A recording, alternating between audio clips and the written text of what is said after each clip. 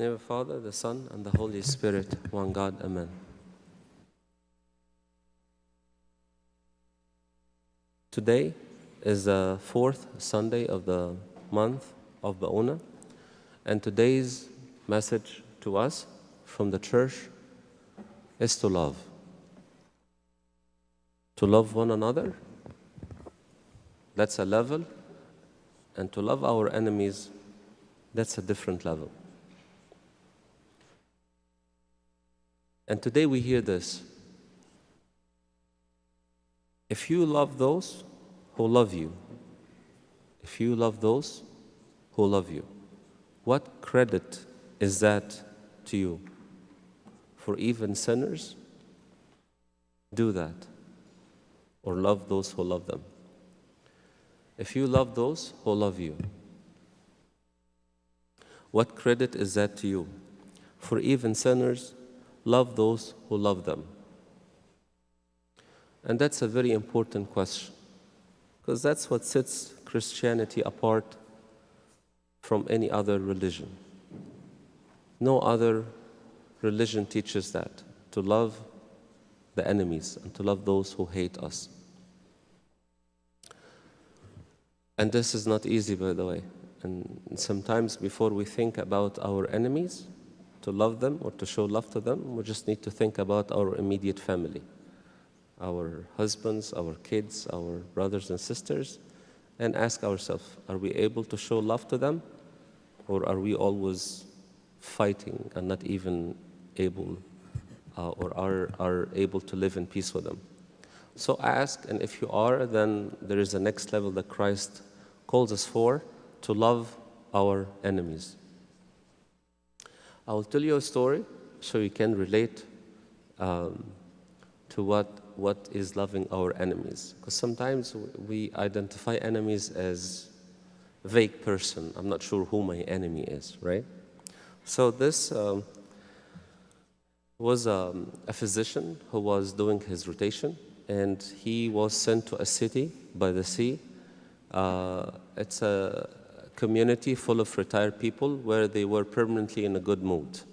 Everything is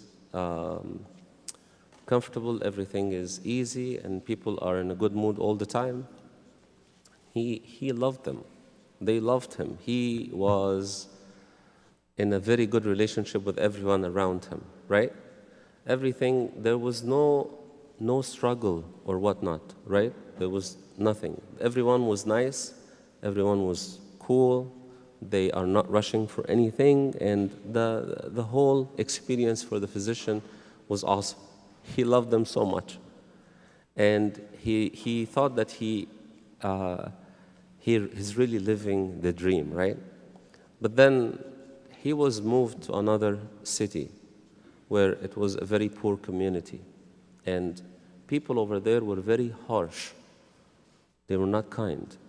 They were very tough and aggressive in their treatment, and they were not nice to him at all. No kindness, nothing. And he tried and tried, but he couldn't. And he really hated them. Like, he couldn't stand them anymore, and he couldn't wait to leave this place. And when that happened, when he left finally this place, he read this verse. If you love those who love you, what credit is that to you? He realized at this point that he doesn't really have love in his heart. He does not have love, the Christian love in his heart. He just has the human love, which is basically, you do good to me, I do good to you. You like me, I like you. And that's just, this is the human level, right? This is the human level. But for someone to be Christian and to follow God's commandment, you do bad to me, I'll do good to you. This is how difficult it is. And this is not easy. Don't expect me today to break it down to you and tell you that this is easy. This is not easy. But back to that story of that physician, he realized that he couldn't love those who didn't love him because he was not able to keep himself from judging them. He judged them. He saw their bad deeds He saw their bad behavior, their bad attitude, and he couldn't stop himself from judging them. If he cannot stop himself from judging them, then how can he show love? You see today in the story that we read, Saint Isidore, the teacher of Saint Moses the Great, he was loved because of his long suffering and the fact that he's always helping people, no matter how good or bad they are. He used to help people all the time. Just imagine this experience. Saint Isidore being the priest of the desert, and Saint Moses coming to him as a thief, a mighty black guy that's so scary, and then Saint Isidore actually takes him in and teaches him. Don't think that Saint Moses, when he came to the monastery, was a nice guy. He was not. He had a lot of rough characters. But someone with good love, with Christian love in his heart, like Saint Isidore, actually was able to take him in and teaches him.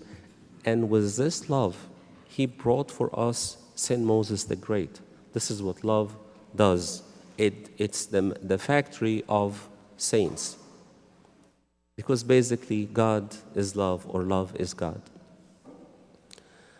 We talked before about how we can show love to our immediate family, and we cover this point of that you want to show real love to your family. You need to remember that love is spelled T-I-M-E, right? Not L-O-V-E. Love is spelled T-I-M-E. You love your family, you spend time with them. Okay? You love your family, you spend time with them, and not just any time, quality time. When we want to show or really want to learn how to love our enemies, first thing is to hold back on judgment. Don't judge them. You don't know what they're going through. This person who's giving you rough attitude in a difficult time, most likely he is going through a difficult time himself. Most of us say, okay, well, it's not my business. He's going through a tough time. Why would he give me a rough time, right? If you say it's not your business, then you're basically disconnecting yourself from this experience to show real love to others, Christian love. Another thing, when we judge people, somehow in our minds we are trying to fix them. Because you said, well, he shouldn't have said that, he should have said that, right? He should not have done this, he should have done that. And basically this is what Christ warns us against in the first place. He tells us, before you remove the speck out of your brother's eye, remove the log out of your own eye. Then you can see the speck, right? This is very common. We always are so good at seeing the speck in our brother's eye, but not able to see the log in our own eyes. And if we have a log in our own eyes, you know what the log is? You know the log? And when I look the meaning of this word, it's when you cut a tree, you know, a big branch of the tree, this is the log. Like, imagine, that cannot even fit. Like, you cannot carry this with your own hands, right? If it's too big. Imagining this is in your eye. It's something so big.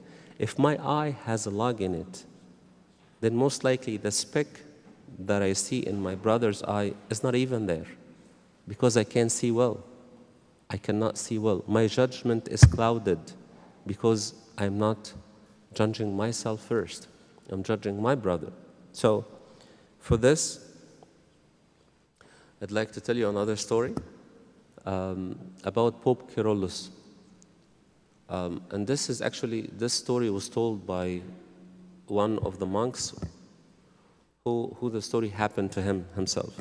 So this monk did not like Abu Namina. Baba Kyrillos used to be Abu Namina before he became Baba Kyrillos, right?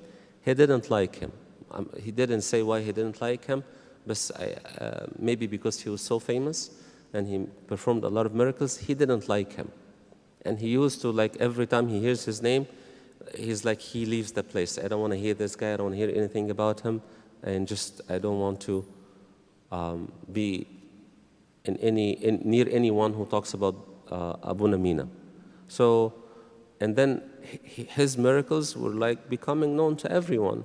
So he started to fight back. He's like, oh, well, he is just using black magic to heal people and whatnot. So he started to talk bad about Baba Krollos himself. And Pope Krollos was aware of that this monk was actually saying bad things about him. But he never said anything.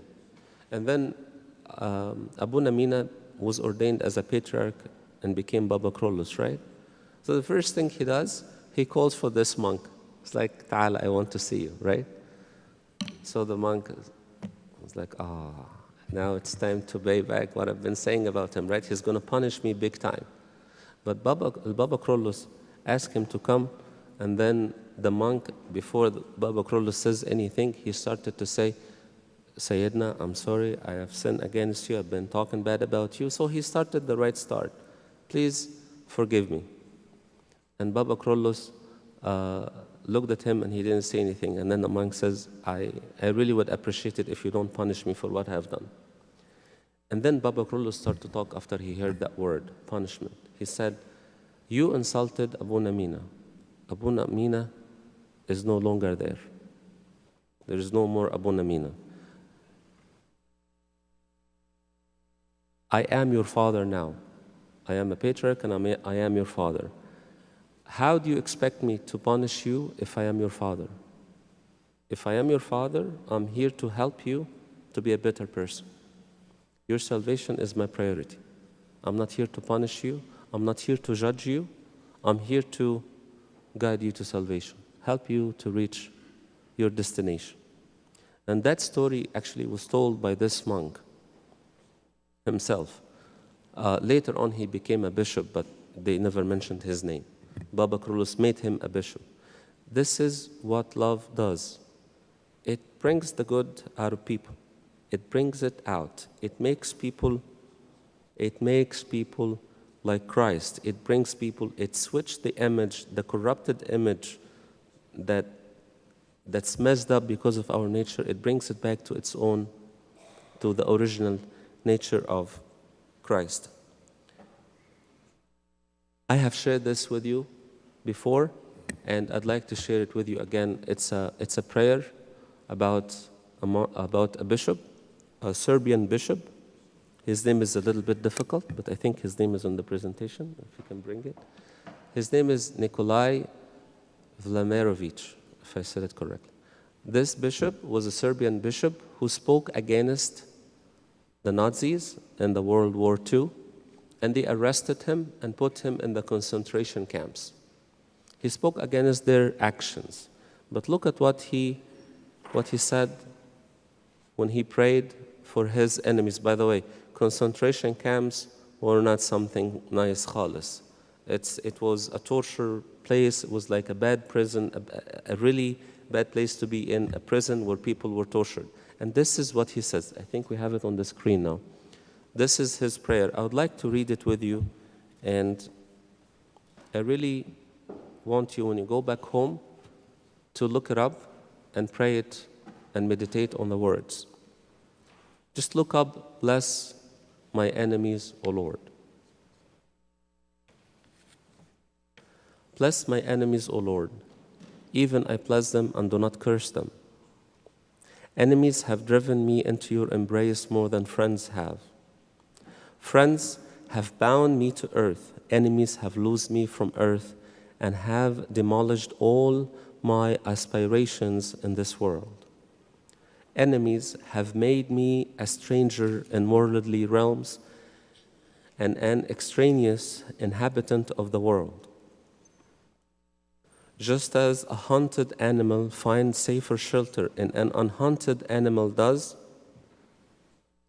so have I, persecuted by enemies, found the safest sanctuary, having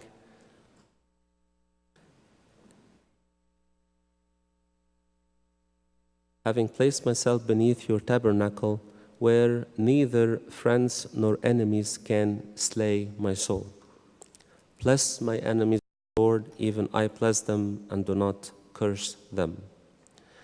They, rather than I, have confessed my sins before the world. They have punished me whenever I have hesitated to punish myself. They have tormented me whenever I have tried to flee from torments. They have scolded me whenever I have flattered myself. They have spat upon me whenever I have filled myself with arrogance. Bless my enemies, O Lord, even I bless them and do not curse them. Whenever I have made myself wise, they have called me foolish. Whenever I have made myself mighty, they have mocked me and thought I were a dwarf. Whenever I have wanted to lead people, they have shoved me into the background. Whenever I have rushed to enrich myself, they have prevented me with an iron hand. Whenever I thought that I would sleep peacefully, they have wakened me from sleep. Whenever I have tried to build a home for a long and tranquil life, they have demolished it and driven me out. Truly, enemies have cut me loose from the world and have stretched out my hands to the hem of your garment. Bless my enemies, O Lord, even I bless them and do not curse them. Bless them and multiply them and make them even more bitter against me, so that my fleeing to you may have no return, so that all hope and men may be scattered like cobwebs, so that absolute serenity may begin to reign in my soul, so that my heart may become the grave of my own twin evil, arrogance and anger, so that I might gather all my treasure in heaven, so that I may for once be freed from self-deception, which have entangled me in the dreadful web of illusory life. Enemies have taught me to know what hardly anyone knows, that a person has no enemies in this world except himself. One hates his enemies only when he fails to realize that they are not enemies but cruel friends.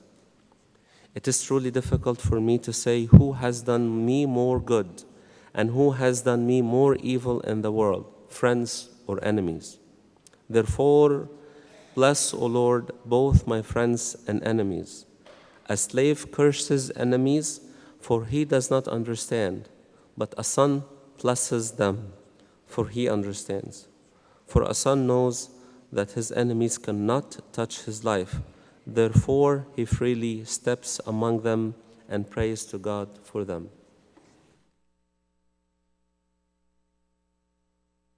Bless my enemies, O Lord, and bless them so I may bless them too. This is every time we think we have an enemy, remember this prayer. Read it occasionally. It's a good reminder to know the benefits of your enemies. When you have enemies, they have benefits. They bring you back to Christ.